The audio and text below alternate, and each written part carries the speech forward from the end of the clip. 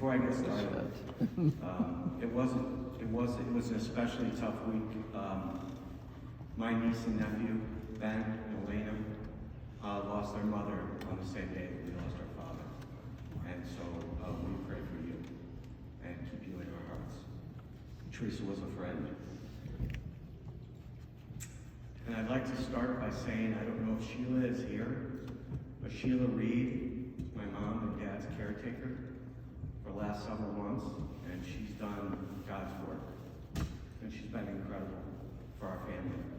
And we're not an easy bunch to step into. We're pretty crazy, but she sort of fit right in. And while we're thanking people, I've always been told how great hospice was. I assume they were great, but the care they gave my father was beyond great.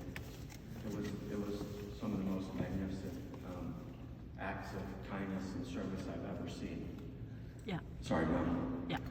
It was some of the most Sorry, Tom. the kindness they showed to my father and the dignity with which they treated him was unbelievable. And I think it's important to have that known. I thought a lot about this day, what I might say, and when the day came, I couldn't really put pen to paper. I just had concepts. I've lived next to Mom and Dad for the last 6 years. Because of my situation, my living situation, it allowed me to see them almost every day. I would pull my car into the garage, get out of my car, go to Mom and Dad's house before I came to mine, see him. My dad, who could hear a mouse, walk through the house when we were kids, so we couldn't get out of the house at all. But in later years, he couldn't hear much. And so I could sneak into the house and kind of get right on his shoulder and give him a hey. And he'd light up, hey.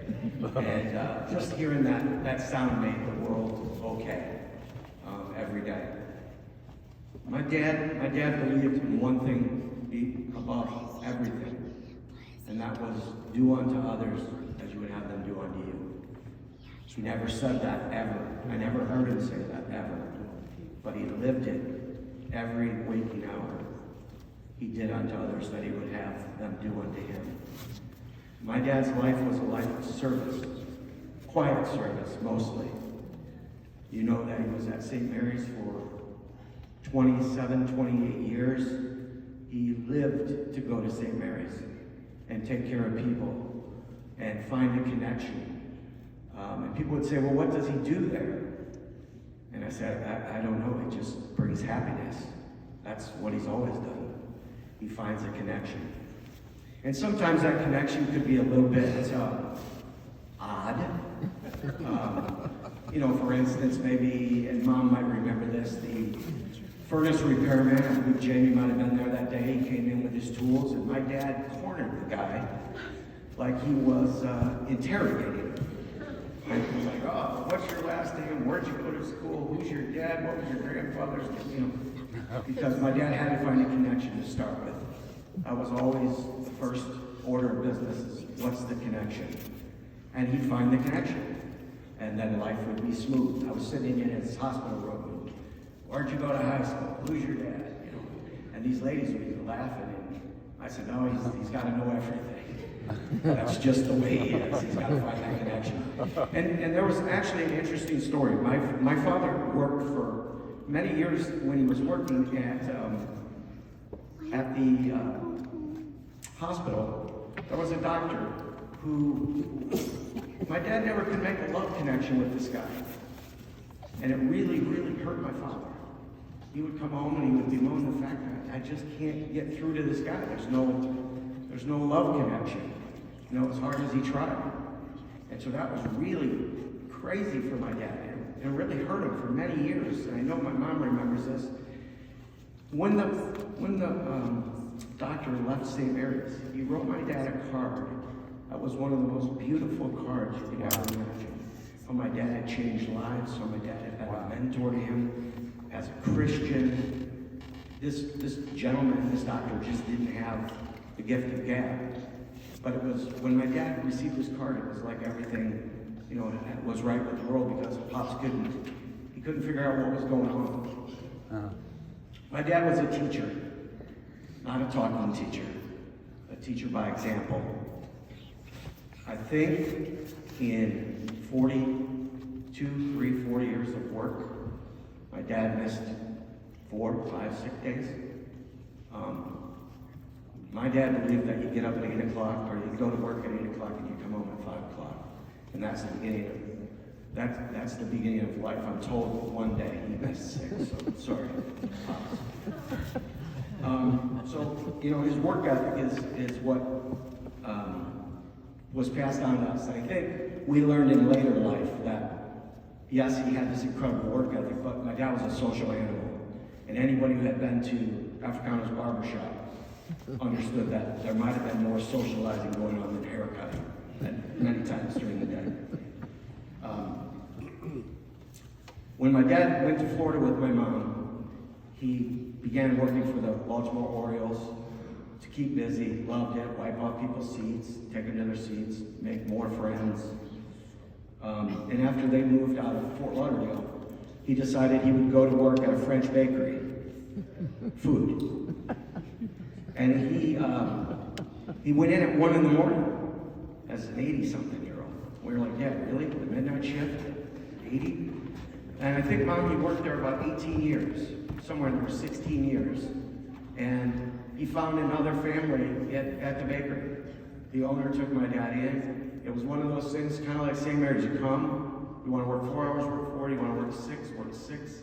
What value did he have? It was intangible, but apparently they believed it had value, and I'm sure it did. My dad was an interesting breed, though, as many in this room might know. And he would be happy, I think. I think he'd be really happy if I told you he never ate a McDonald's hamburger in his life, ever. And he was proud of that fact. They've sold billions, but not one to me. We thought there might be a time when we could force one, when maybe he wasn't going to be with it. No chance. Tacos. Never had a taco in his life. I said, Dad, you love it. It's meat, vegetables. What's not to like? He said, could I make it myself? Yeah, if you want. Never a taco. My dad had the same bowl for probably, since I can remember. Same bowl and same set of silverware. He traveled with the bowl sometimes. The bowl had been glued back together several times with Gorilla Glue. And I used to tell him that at your wake, I'm going to crack the bowl over your forehead. And so to my surprise, about 3 months ago, the bowl broke again and my dad discarded it. So he might have believed what I was saying.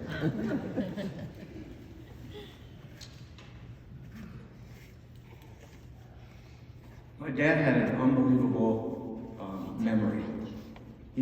I guess there were times he might not remember what he ate yesterday, but he knew every person that lived within a 4-block radius of his house as a 10-year-old, and would tell you exactly where they lived and what their street address was, having worked at the local grocery store liquidators. I'm sure that I'm going to forget something, but I will say this. My dad was the epitome of love. My dad thought if you were worth liking, you were worth loving. And I'll honestly tell you, I don't remember someone my father told me he didn't like. I don't remember it. He liked and loved everybody, and mostly his children and grandchildren and great-grandchildren. And he was the glue in our family. And Tom reminded me the other day that my dad was the glue, but my mom was the glue. And my mom was small and frail, as everyone knows, but she's tougher than stone. Okay? Most people who knew my dad know that my mom was a disciplinarian. Okay? Tom said, it took Mom too. And I said, it's funny you say that because I guess maybe I'm not talking about glue, maybe I'm talking about epoxy. And maybe my dad was the resin and my mom was the hardware. But those two together could bond anything. And we're all here today. We all love each other. We all love each other's kids. Our kids all love each other. And that flowed from Mom, but today is Dad's Day, and mostly that flowed from Dad. And I just say, well done, Dad. Well done.